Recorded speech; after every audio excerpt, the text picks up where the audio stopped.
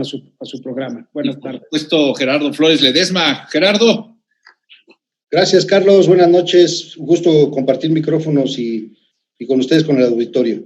Bueno, pues hablemos de los aspectos de seguridad pública que involucran mucho estas empresas que se dedican a la seguridad privada. Y habremos de entender junto con José Luis si tiene que ver esto con los custodios callejeros o quienes están haciendo guardias en los edificios o si quien pretende cuidar a los políticos. A ver, Gerardo, abre el tema.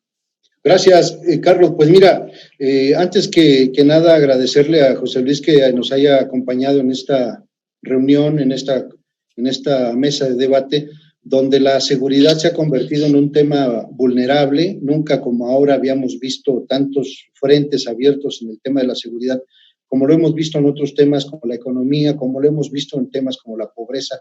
Y a mí sí me gustaría, Carlos, que José Luis nos diera un panorama de cómo está toda esta situación en México. Él nos va a hablar también de las instalaciones estratégicas, las instalaciones críticas, muchas de ellas sujetas a fallas. No sé si el gobierno, tipo de instalaciones, cuántas son y hasta dónde no se ha preocupado por mantener personal capacitado. No es lo mismo un custodio de un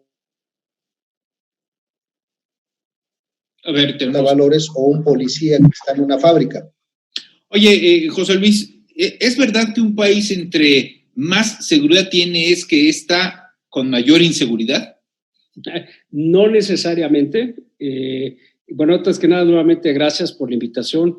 Y con respecto a lo que tú preguntas, Carlos, no necesariamente. Mira, para mí, y creo que para todos, la seguridad es una condición de certeza y también una percepción.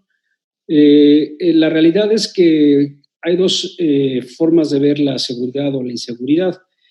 Y mira, hay esquemas de protección o inclusive hay países donde tú casi no percibes que hay seguridad. Sin embargo, hay muchísima más seguridad de lo que uno cree. Pero únicamente uno se da cuenta cuando sucede algo.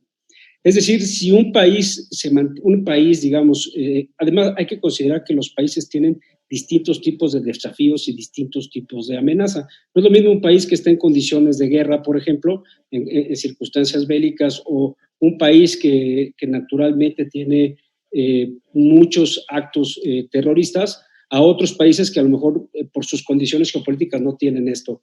En el caso de México, pues vemos una composición complicada porque estamos viendo que los grupos del crimen organizado están evolucionando a tener otro tipo de actividades, ya han dejado el trasiego de drogas por otro tipo de actividades como es el secuestro, como es el robo, el derecho de piso, y eso sin duda trastorna a la sociedad y trastorna inclusive el desarrollo del país. Bueno, actos terroristas, perdón, como hemos visto en Culiacán o como hemos visto en Morelia y otras geografías, donde tienen aterrada a la comunidad porque cierran avenidas, sacan armas de alto poder, circulan con vehículos antimotines, en fin, tienen mejor armamento aparentemente que muchos cuerpos de seguridad. Sí, fíjate que ahí traíamos en un debate de lo que es y no es el terrorismo. Para términos prácticos, el terrorismo significa eso, infundir terror en una sociedad, y lo estamos viendo, aunque a lo mejor por cuestiones de carácter político, pues no se clasifica como tal este tipo de situaciones, pero sin duda es algo de terror, como vemos las amenazas de un vehículo bomba, por ejemplo, en la refinería de Cadereyta, lo que pasó en el edificio de Pemex, te recordarás en la administración anterior. Estamos viendo situaciones que día a día, como tú dices, siembran el terror en las personas. Pero mira, regresando al tema de lo importante de la seguridad, es que es un tema que trastoca en el desarrollo y en la economía de los países. Y si no hay seguridad, pues lamentablemente deja de haber la posibilidad de inversiones. Y eso sin duda pues lacera y lastima mucho en el desarrollo económico. Hemos visto también la pérdida importantísima de inversiones en el país por falta de esa certeza, por falta de ese Estado de Derecho. Es lamentable, Carlos. Gerardo. José Luis Calderón González, tú como vicepresidente de la Asociación Mexicana de Empresas de Seguridad, subrayar si ha subido o se ha multiplicado el costo de la seguridad privada para las empresas. Bueno, mira, la realidad es que nosotros, déjame explicarte un poquito qué es la seguridad privada. Es muy importante que el auditorio dimensione. La seguridad privada no solo son los guardias. La seguridad es una serie de recursos. Vamos, si quieres, hablar de un sistema de protección. Un sistema de protección son los recursos físicos, tecnológicos, humanos y procedimientos que se despliegan en un territorio, es decir, en una instalación, una fábrica, en una ciudad o una colonia o en un estado, y todas estas cosas, todos estos, digamos, estos recursos desplegados a través de un diseño estratégico permite tener una condición de comando y control para de esta manera coordinar acciones para mitigar y anular cualquier riesgo y amenaza. Entonces, entendiendo esto, la seguridad no solamente son guardias, estamos hablando de que es capacitación, además de los guardias tienen un equipamiento, estamos hablando del blindaje arquitectónico, estamos hablando de las alarmas, estamos hablando de los sistemas de videovigilancia, estamos hablando de los controles de confianza para el personal, estamos hablando también de todo lo que es el equipamiento de patrullas, de vehículos blindados, por ejemplo, que usan los funcionarios. También como temas de seguridad privada estamos hablando de las estrategias de ciberseguridad y todos estos equipos tecnológicos que utilizan las agencias de fuerzas del orden y de defensa. Entonces, hablamos de la seguridad como con un tema con muchas aristas y muchas especialidades, y la seguridad privada, en la ley de seguridad privada se prevén todas estas modalidades, son 6 modalidades. Es decir, que hay un gran número de empresas y es un sector o es una industria que representa aproximadamente el 2% del PIB. Oye, Gerardo, perdón, antes de Gerardo, José Luis, estás hablando de lo ideal, de la estructura, de la operación, de la estrategia, pero en México, voy a hablar de México, de nuestro país, ¿qué tanto puedes confiar en los custodios o en estos mecanismos a los que tú te refieres? Porque sabemos que gran parte de los asaltos, gran parte de los secuestros, gran parte de los atentados vienen precisamente de la información que filtran los custodios que tú contratas para tu protección. Fíjate qué buena pregunta haces, Carlos. Estábamos hablando precisamente que la seguridad es una serie de recursos y lo primero son los procedimientos en seguridad. Es importante que el auditorio sepa y reconozca que hay todo tipo de empresas, como en todos lados. Hay empresas que sí mantienen unos parámetros muy importantes en cuanto a ese control de confianza y la capacitación de su gente. Sin duda, lo que tú mencionas es fundamental. Muchos de los casos que suceden de todo tipo de delitos proviene de una fuga de información. Entonces es importante, y te reitero que como parte de la seguridad privada hay una, digamos, una rama de la seguridad privada que se dedica a lo que es el tema de control de confianza.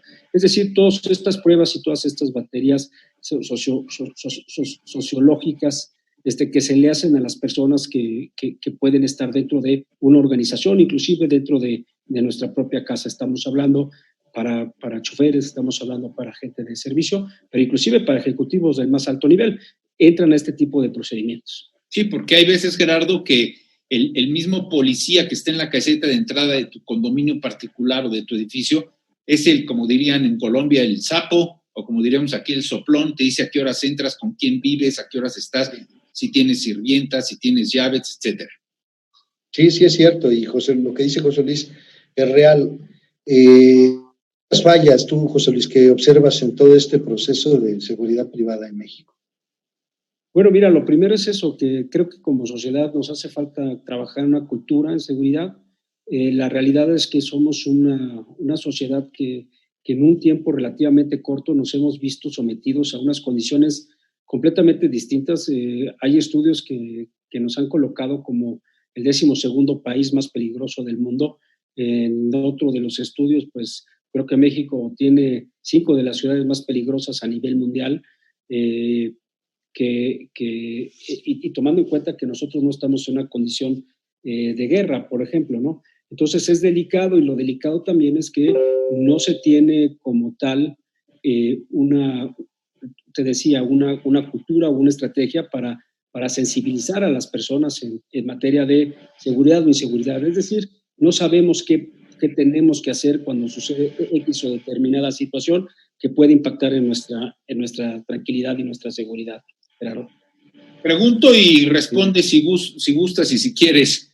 Gracias. José Luis, pero por el ámbito de trabajo, por la responsabilidad que representas, por lo que nos estás comentando, ¿tú aceptarías que los ciudadanos en México estuviésemos armados para defendernos? Mira, es una pregunta muy complicada porque yo no soy especialista en el tema de manejo de armas, tampoco en la parte de guardia. Mi especialidad es más, está orientada al tema de instalación de sistemas tecnológicos y físicos para la protección de infraestructura. Pero esto te lo pregunto. Sí te la voy a responder, Carlos. Yo creo que definitivamente, bueno, mira, te comento, hoy la ley prevé que uno pueda tener una arma en casa. Sí. Lo que no prevé es que la puedas estar transportando. Entonces, yo creo que puede ser una posibilidad, sin duda, pero siempre y cuando, insisto, pues hay una cultura. Pero si la gente nada más se arma y se le dan armas porque sí, sin tener un carnet, un entrenamiento, una revisión periódica, inclusive se pueda tener un estudio de las condiciones psicológicas de esta gente, pues definitivamente veo como un riesgo que se pueda armar a toda la gente, ¿no? Sí, esto lo he preguntado, Gerardo, porque pues no todos tenemos la capacidad económica y menos ahora con esta crisis, ¿cómo le llaman ustedes? Estancamiento de la economía más la pandemia, no tenemos la capacidad de tener 1, 2, 3 custodios más la camioneta blindada más las armas que se les proporciona, ¿no? Sí.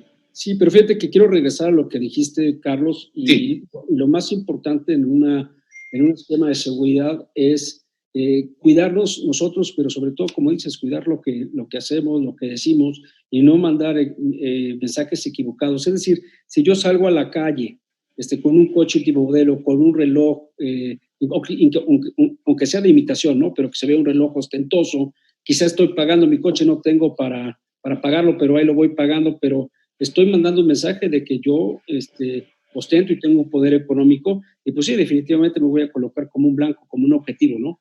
También cuando nosotros estamos en un restaurante y platicamos, pues sí, un consejo es tener cuidado de lo que decimos y enfrente de quien lo decimos. Es decir, si yo estoy platicando que me voy a ir 2 semanas de vacaciones y pues evidentemente sé que se va a quedar mi casa sola o mi oficina sola, y entonces pues la gente puede hacer una estrategia, ¿no? Entonces, primero que nada hay que cuidarnos, y en eso regreso a la parte importante de hacer una cultura de seguridad, Carlos. Pues cerramos, Gerardo, y además este tema estira para mucho porque, bueno, no podemos vivir en un país de perseguidos, de paranoicos, o en un país donde no tengas éxito, porque si traes un reloj, eres sujeto a. Si platicas eres sujeto a. Si caminas eres sujeto a. Digo, caramba, pues ¿dónde estamos, no? Fíjate que sí, es muy lamentable. Yo te preguntaría también, José Luis, si me permites, del total de elementos que hay en el país, tanto de seguridad privada como pública, ¿cuántos son confiables? ¿Qué porcentaje? No, pues eso, Gerardo, es una pregunta muy complicada porque yo creo que ni siquiera, bueno, si revisas las notas, simplemente todas las policías a nivel estatal o a nivel municipal aparecen reprobadas en esto que es en los exámenes, buenos exámenes, en las certificaciones que hace el secretariado a través del órgano de centros de control de confianza. Entonces, bueno, pues es una pregunta muy, muy complicada. Además, es un número que va cambiando constantemente, y no, la realidad es que ese es otro problema importante de discutir, la falta de información fidedigna y puntual en materia de seguridad, Gerardo y Carlos. Muy bien, pues José Luis, te agradezco mucho haber estado hoy con nosotros, te habremos de invitar, de convocar nuevamente, porque pues quedan muchas dudas y sobre todo muchas tentaciones en este México tan, digo, tú velo nada más, y tú lo sabes bien, Gerardo, con los periodistas. O sea, yo siempre he dicho que nos matan por lo que sabemos o por lo que creen que sabemos, pero también he dicho que nosotros no somos diferentes a los demás, cumplimos las leyes que nos rigen, pero sí somos diferentes, sí somos distintos en el sentido del compromiso social que tenemos y de la información que traducimos, pero al final de cuentas es el país donde más matan periodistas y donde mayor impunidad hay en ese sentido. Gerardo, cerramos. Gracias, Carlos. Y bueno, pues yo concluiría con que hoy por hoy es más fácil correrle a un policía que a un delincuente, man. Muy bien. Pues muchas gracias, José Luis Calderón. Muchas gracias por haber estado hoy con nosotros. Queda el desafío para una próxima ocasión. Muchas gracias, al contrario, Carlos, y muchas gracias por la invitación a tu programa. Saludos, Gerardo. Un placer haber estado con ustedes. Gracias, José Luis. Muchas gracias, Gerardo. Gracias, Carlos. Buenas noches. Gerardo Flores Ledesma. Gracias y vamos a una pausa, no se desprenda. Esto va en serio, volvemos.